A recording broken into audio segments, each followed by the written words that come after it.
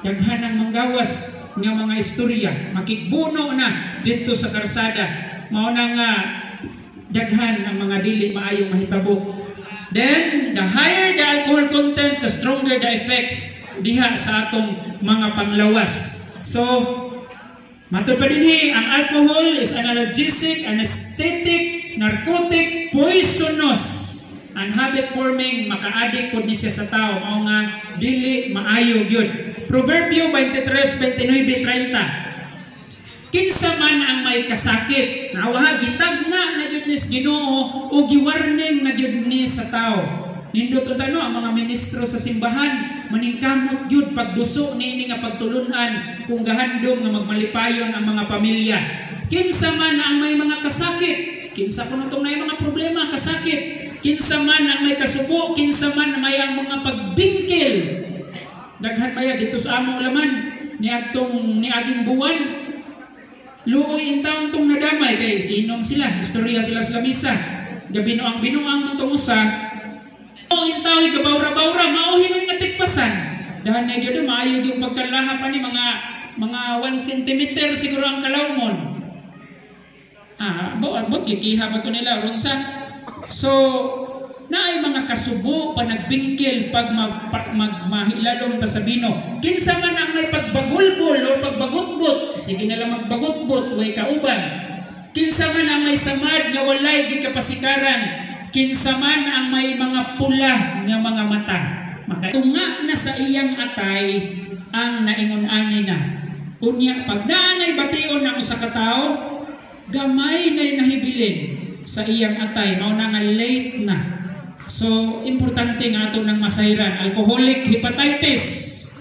Maako ba nato nga magtanaw sa itong mga hinigugma na ingon-ani. Alcoholic cirrhosis o liver cirrhosis. Mental effects. So, daghan mga kadaot sa utok na moabot sa tao. O daghan pa dinhi. So, unsa may atong himuon dinhing dapita. Kay aduna may daghang mga pasidaan. Proverbio 23:20-21.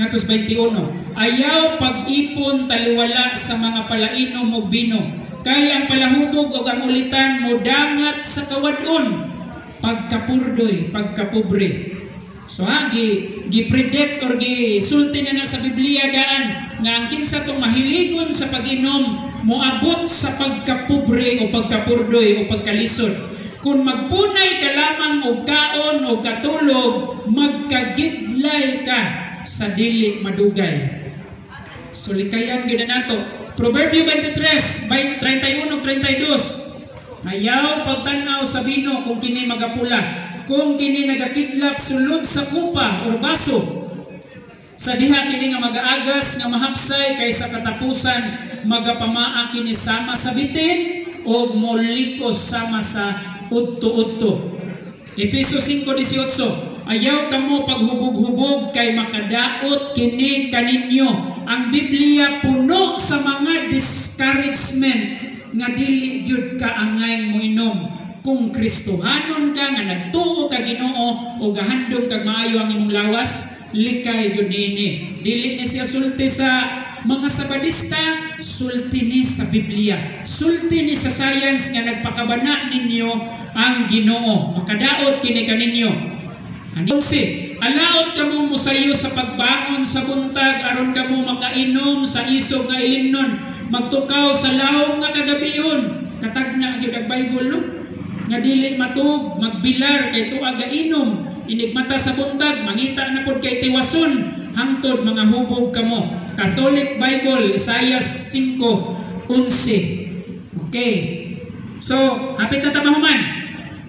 Nata mga gamay na. Nasayod ba kamo nga ang mga dili matarong, dili makasulod sa gingharian sa Dios? Mao ni ang pinaka grabe nga resulta. Kung di ta mo tuo nga dili maayo ang pag-inom ni ining ilimnong makahubog o uban pang mga pagdaot sa atong lawas, bisag kung saon natong simba, bisag kung saon natong kampo, bisag kung saon natong paningkamot, mania ang warning sa Ginoo.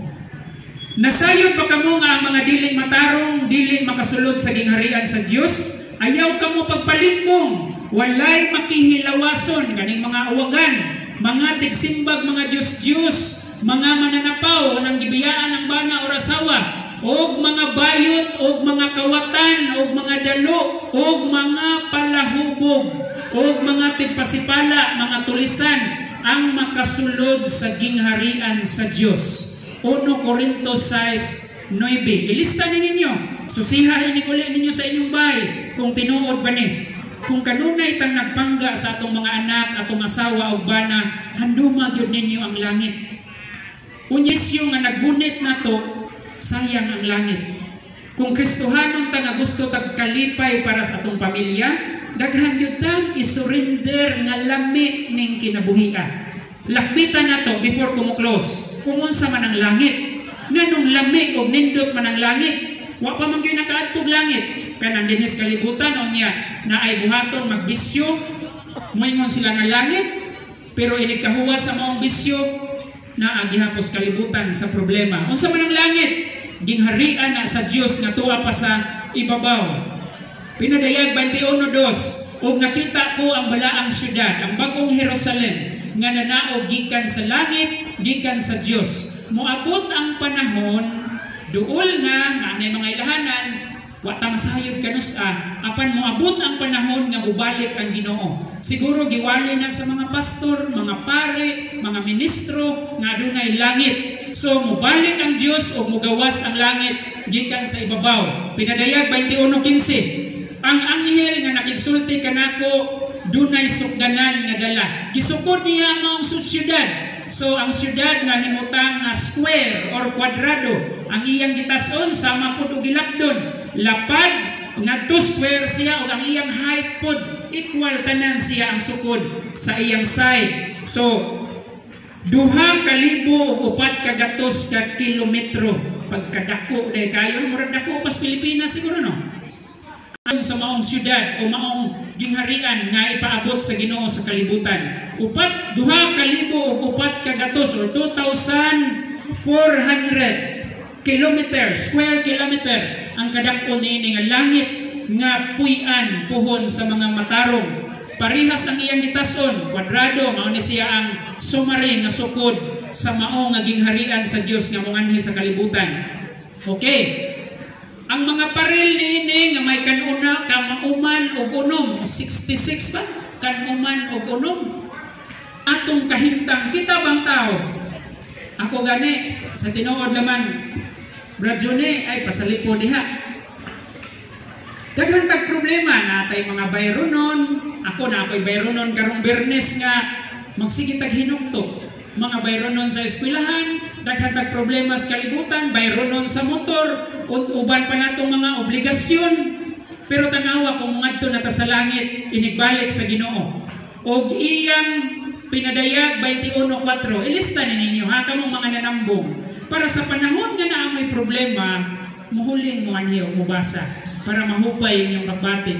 Dito sa langit puhon o sa bagong yuta, iyang pagapahiran ang tanang luha gikan sa ilang mga mata o wala na'y kamatayon dito. Pagkalami, no?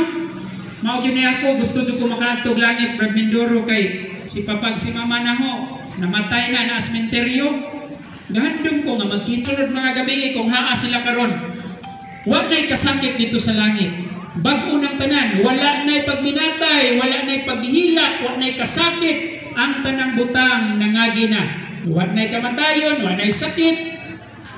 Pinadayag 21:27. Apan din hinihingi wala, maunay kondisyon, kinsay ray pasudlon, o kinsa ko'y dili pasudlon. Gibasa na nato ganihan nga kinsa tong dili makasulod, mga butbuton, mga malaway, makihilawason, palahubog, o uban pa nga mga dili maayo. Kristo nato nga makikita sa langit. Ikaw, doon na ba ikaw handom mga tug langit? Kinsa may gusto nga makaabot anhing lugar nga wa nay kasakit? Wa ko magpa-hands up ninyo nga para ako'y makakita. Ang Ginoo gusto makakita ninyo. Kinsay gusto mo ngadtog lugar nga wa nay problema, wa nay kasakit? Kitang tanan, majority. Pinadayag 21:27, praktisa ang paglimpyo sa imong kaugalingon karon.